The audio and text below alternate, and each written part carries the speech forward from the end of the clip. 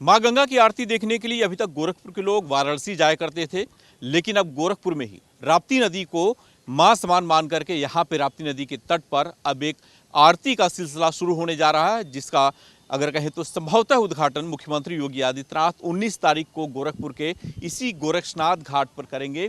और हर रोज यहाँ पे आरती के साथ साथ तमाम सांस्कृतिक कार्यक्रमों का भी आयोजन होगा।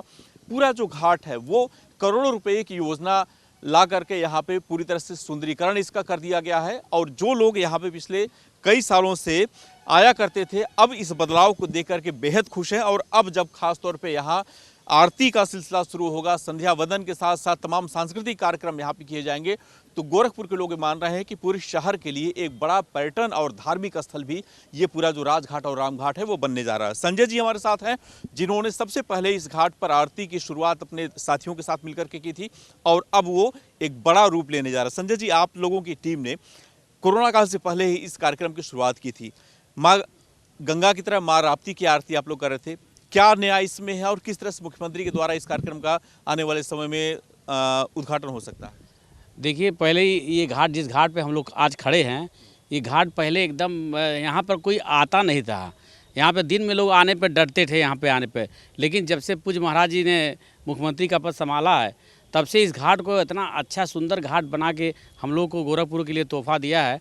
और तभी से हम लोगों ने यहाँ पे, जब से महाराज जी इस घाट का उद्घाटन किए हैं, तभी से हम लोग गुरु गोरक्षनाथ घाट पर गुरु गोरक्षनाथ आरती समिति का गठन करके हम लोग प्रत्येक मंगलवार को यहाँ पे आरती करते चले आ रहे हैं। चाहे वो कोरोना काल रहा हो, चाहे वो बाढ़ का समय रहा हो, कभी आरती बंद नहीं हुआ, लगातार हम लोग आरती करते चले आ रहे हैं। अब पूज्य महाराज जी ने इसको और विस्तृत रूप देने के लिए यहाँ पर प्रत्येक दिन आरती करने की शुरुआत की है। अब इसमें अनूप जलोटा की संस्था ओमकारा जी हैं, ओमकारा संस्था, उन्हीं के द्वारा ये यहाँ आरती होगी। और हम लोग सब लोग मिल करके यहाँ पे हमारे गुरु गोरक्षनाथ आरती समिति और ओमकारा आरती समिति जो है मिल करके यहाँ पे आरती करेंगे। और आरती के साथ साथ यहाँ पे डेली सांस्कृतिक कार्यक्रम होगा।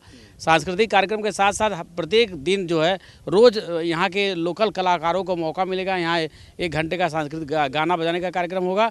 बहुत ही अच्छा कार्यक्रम होगा। बनारस, जो लोग यहाँ से गोरखपुर से बनारस जाते थे देखने के लिए, अब लोग यहाँ पे खुद यहाँ पे देखने के लिए आते हैं। यहाँ पर्यटक के क्षेत्र बहुत अच्छा हो गया है। यहाँ पे बोटिंग चालू हो गया है। यहाँ पे अब दुकानें उकानें लगने लगी है। यहीं बगल में आपका दाह संस्कार भी होता है। और लेकिन यहाँ आप घूमने के लिए लोग आते हैं, देखने के लिए आते हैं।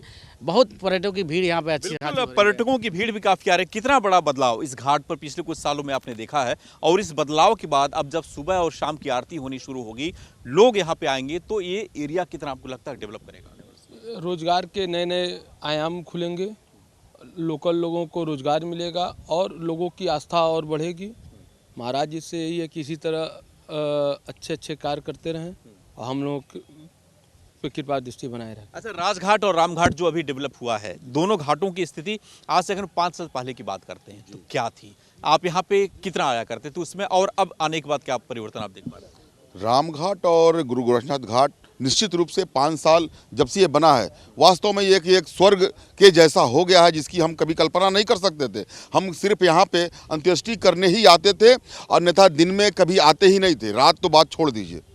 और जब से घाट बना, यहाँ रात 12 बजे भी आएंगे हम लोग, कोई डर नहीं, कोई भय नहीं। एक अच्छा वातावरण पैदा हुआ है महाराज जी के यहाँ मुख्यमंत्री बनने से। हम लोग सौभाग्यशाली हैं कि उनके कर कमलों द्वारा ये सारे विकास के काम हो रहे हैं। ये बहुत ही अच्छा संदेश है।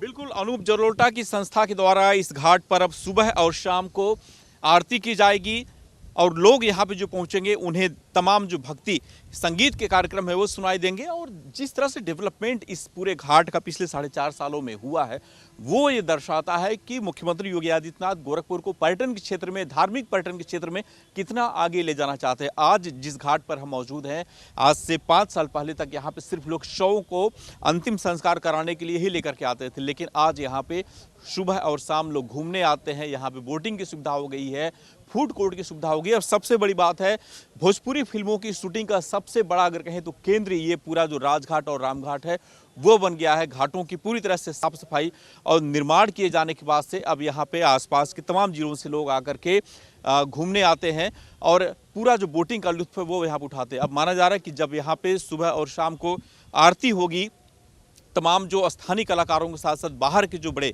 कलाकार हैं वो यहाँ पे आकर के माँ गंगा के साथ साथ माँ राप्ती की भी आरती गाएंगे, उनके भजन गाएंगे। गुरु गोरक्षनाथ के भजन जब यहाँ पे तमाम जो लोग हैं आकर के सुनेंगे तो निश्चित रूप से गोरखपुर का जो एक विकास है, जिस विकास की परिकल्पना खुद मुख्यमंत्री योगी आदित्यनाथ लगातार देख रहे हैं, लिख रहे हैं अपने कामों के जरिए, यहाँ के विकास की एक नई पटकथा जो वो खुद लिख रहे हैं, उसमें ये जो राम घाट और राजघाट पे आरती का सिलसिला होगा एक नया उसमें आयाम गढ़ेगा। और माना जा रहा है कि स्थानीय लोगों के सहयोग से जो आज से लगभग 3 साल पहले यहाँ पे आरती का सिलसिला शुरू हुआ था, हफ्ते में 1 दिन वहाँ पे आरती होती थी, अब वो प्रतिदिन हुआ करेगा। और मुख्यमंत्री योगी आदित्यनाथ खुद 19 तारीख को संभवतः यहाँ पे आकर के इस कार्यक्रम की शुरुआत करेंगे। वीडियो जर्नलिस्ट दीपक श्रीवास्तव, न्यूज़ 8 गोरखपुर।